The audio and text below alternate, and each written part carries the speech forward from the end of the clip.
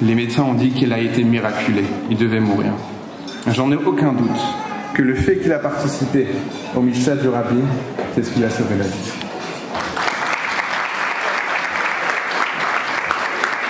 Mais le Rabbi ne reste pas redevable uniquement avec les gens, mais surtout avec les shluchim. Comme je vous l'ai dit, on a beaucoup misé sur Sittin. Cette année, c'était l'année du Hakel. Il y avait un grand rassemblement Sittin qui est organisé en Amérique. Je commence à appeler les parents. Tout le monde me dit, écoutez, c'est la crise. La plupart sont monoparentales. On n'a pas d'argent, on ne peut pas envoyer nos enfants. Et d'autres sont même jaloux. Me disent, nous, on n'a jamais été à New York. On va envoyer nos enfants à New York. Valen Malasot, c'est Shnatakel, ne pas amener des enfants chez le Rabbi, alors que je l'avais déjà fait une fois, qui avait changé la vie littéralement de chaque enfant qui a voyagé chez le Rabbi. Qu'un il est en école juive, qu'un deuxième a envoyé tout à l'heure la photo de sa barbe en me disant j'attends impatiemment la gomère pour me raser la barbe. Et il me dit on a quelques jours pour qu'il la garde encore. Et j'appelle chaque parent la veille de la fermeture et je dis à chaque parent écoutez, il n'y a pas le choix, vous devez envoyer vos enfants. Pour les Hotsaot, je m'engage, je vous avance tout, prenez le temps que vous voulez et vous me rembourserez autant. Mais il n'y a pas question que vous ne venez pas. Grâce à Dieu, on a voyagé un groupe de 9 personnes chez le Rabbi.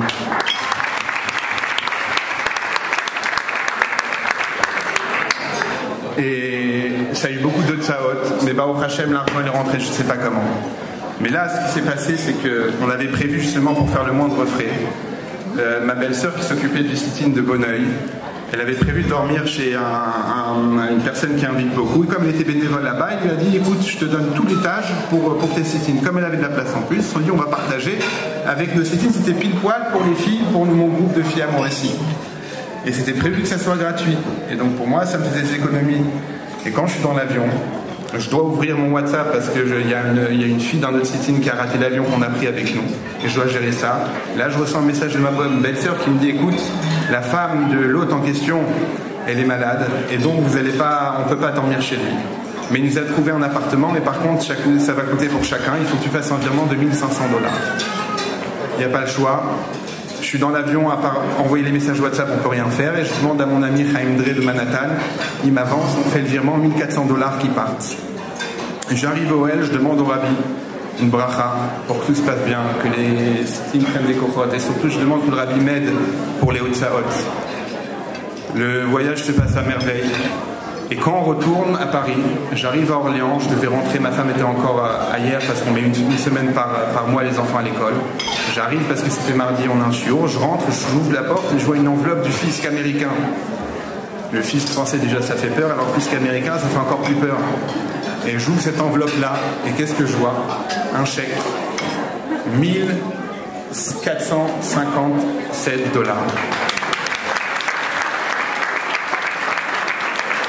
C'est un chèque qui date depuis 2018. Alors vous allez demander comment j'ai réussi ça.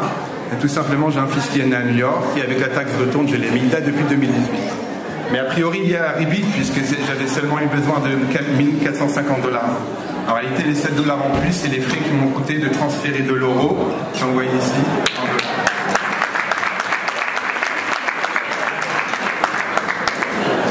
Le Rabbi rembourse centime près, voire plus. Baruch Hashem, et je vais conclure. Aujourd'hui, on a 2 Morotes à l'année qui habitent à Orléans, qui enseignent à nos enfants. J'ai mon fils Mendele de 7 ans qui a commencé Bet Sefer Net en hébreu. Alors au début, j'étais inquiet comment il va faire en hébreu, mais le premier jour, quand je l'ai entendu contredire la Mora en hébreu, j'étais rassuré. On a, Baruch Hashem, la choule qui était autrefois vide. La dernière fête qu'on a fait à la choule, c'était Purim. Et il y avait là-bas plus de 100 personnes réunies.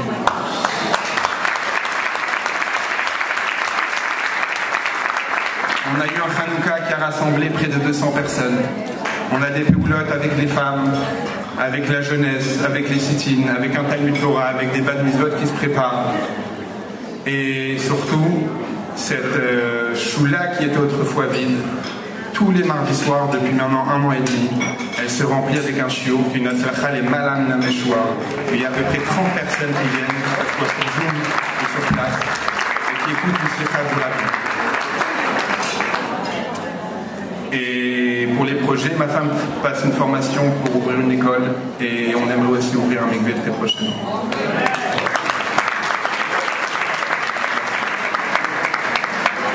Mais tout cela, je me demande comment ça se fait que, au Hachem, on a eu beaucoup d'atzlacha par rapport à ce qu'on a pu entendre quand on était jeune. Moi, j'ai la réponse. Quand je suis arrivé à Orléans, j'ai fouillé la choule. Et dans la choule, il y avait une étagère. Dans l'étagère, il y avait... Je ne sais pas si vous allez tous voir, mais c'est les premières sidrotes du Bet Lubavitch. Imprimées alors à la manivelle, à la machine à écrire. Ils étaient envoyés déjà depuis 1973. Et là-bas, j'en suis sûr qu'on dit qu'un caroubier, ça prend 70 ans à pousser. Ces sidrotes qui sont restés intactes sur l'étagère, même pas dans la glissa, il y en avait dans la glissa, mais celle-là était intacte. J'en suis sûr que c'est cette graine-là que des années après, elle a donné ces pérottes-là.